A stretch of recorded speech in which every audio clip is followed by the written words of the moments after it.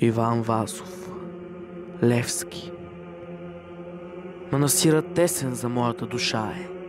Кога човек дойде тук да се покае, трябва да забрави греховния мир, да бяга съблазни и да търси мир. Моята съвест инак днеска ми говори: това расо черно, що нося отгоре, не ме помирява с тия небеса. И когато в храма дигна си гласа, хим да пея Богу, да получа раят, мисля, че той слуша тия, що ридаят в тоя дол плачевния живот нестърпим. И моята молитва се губи кът дим, и Господ сърдит си затуля ухото на светата песен и херовикото.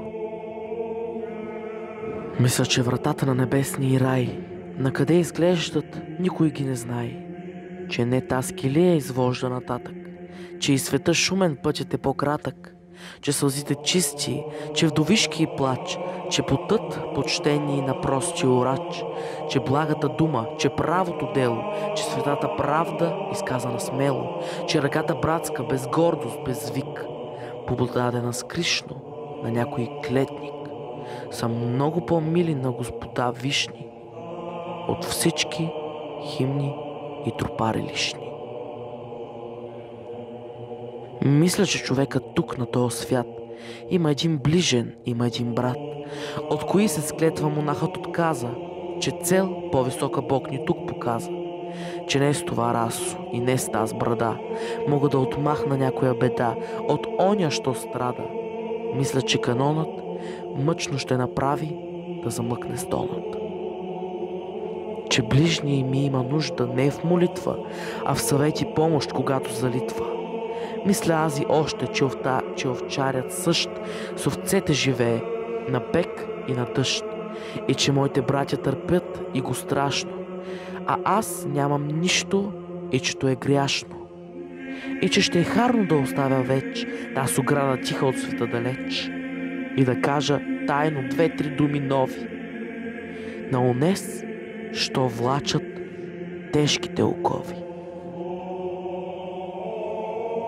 Рече и излезе.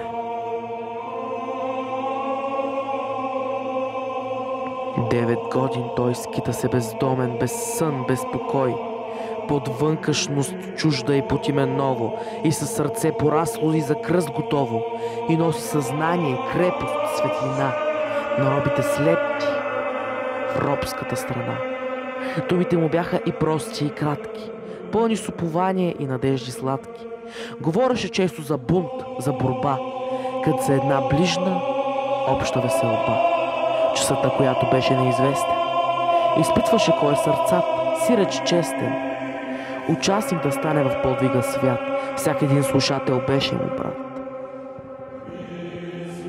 В бъдещето тъмно той гледаше ясно, той любеше своето отечество красно.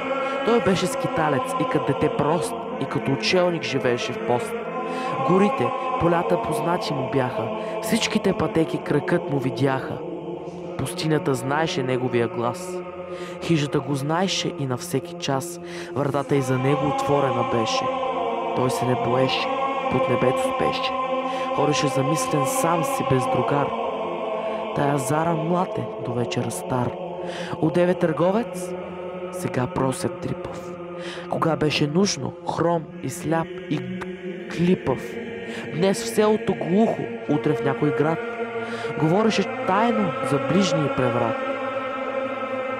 за бунт, за свобода, за смъртта, за гроба, и че време вече да възстане робът, че щастлив е оня, който дигне пръв народното знаме и полее кръв, и че трябва твърдост, кураж, постоянство, че страхът е подлост, гордостта пиянство, че равни сме всички в големия час. Той внасяше бодрост в народната свяст. И всякоя възраст, класа, пол, занятие взимаше участие в това предприятие. Богати с парите, сюрмахът с трудът, момите с иглата, учени с умът. А той беден, гол, бос, лишен от имотът, за да е полезен, дал си бе животът. Той беше безстрашлив, той беше готов 100 пъти да умре на кръста Христов, да гори като Хуса или като Симона за правдата свята, да мре под Триона. Смъртта бе за него и приятел, и брат. Зашил беше тайно в ръкава си яд, на кръста му вярно оръжие висеше, за да бъде страшен, кога нужда беше. Той не знаеше отдих, ни мир, нито сън. Обърнал се беше на дух, на огън. Думата си цяла лееше в едно слово. Понякога чело си мръщеше сурово и там се четеше и юкор, и гняв, и душа упорна, и железен нрав. Той беше невидим, фантом или сянка. Озове се в черква, мерне се в седянка. Покаже се, скрие се без знак и без след. Навсякъде гонен, всякъде приет. Веднъж в събрание едно многобройно той влезна внезапно, поздрави спокойно и лепна плесница на един подлец. И излезе тихо и с малки гърдец. Името му беше за царът тревога. Властта беше вредом невидим, строга. Обсаждаше 20 града изведнъж, да улови тоя демон вездесъщ. От лице му мрачно всички се бояха. Селените прости светец го зоваха. Избрани сдушени в тайни места, слушаха с трепет, с зяпнали уста, неговото слово сладко и опасно. И тям на душата ставаше по-ясно. И семето чудно падаше в сърцата и бързо растеше за жътва богата.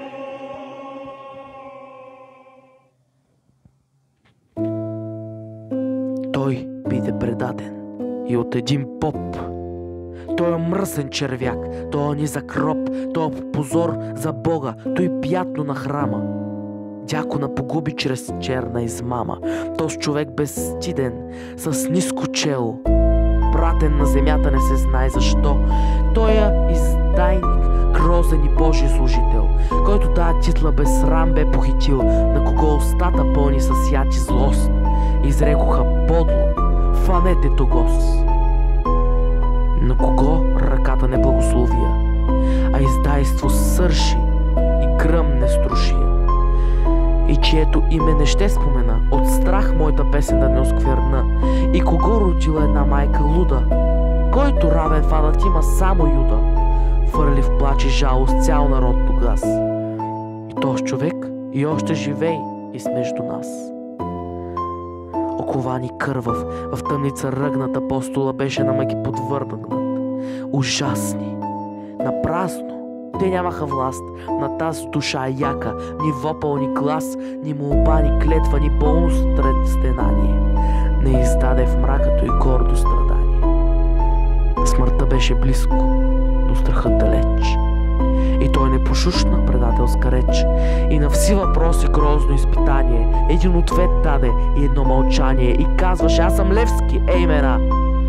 И никое име той не спомена.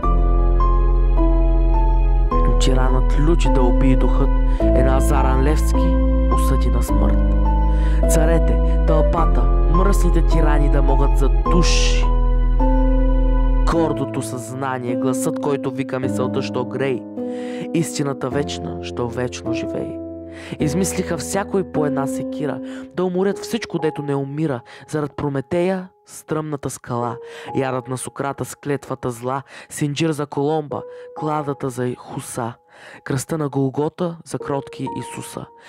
И по този начин най-грозният конец в бъдещето става най-сияен венец. Той биде обесен. О, безсило славно! Посрам и поблясък ти си с кръста равно. Под теб ние видяхме овида висят много скъпи жертви да се тресат и вятърът чужни с тях да се играе и тиранът весел с тях да се ругае. О, безсило славно! Теб те освети смъртта на героите, свещено си ти. Ти белег си настрашен и знак за свобода, за коя по теб гниеше народа. И лъвът ти храбри и смъртта до днес под тебе безсило правеше ни чест. Защото подлецът, шпионът, мръсникът В уния дни мрачни, що робство се викат, умираха мирни за своето легло, с протарена съвест, с позор на чело. И смъртта на тебе, о, безсилко свята, бе не срам, а слава нова за земята и връх, откъдето виждаше духът към безсмъртието по прекия път.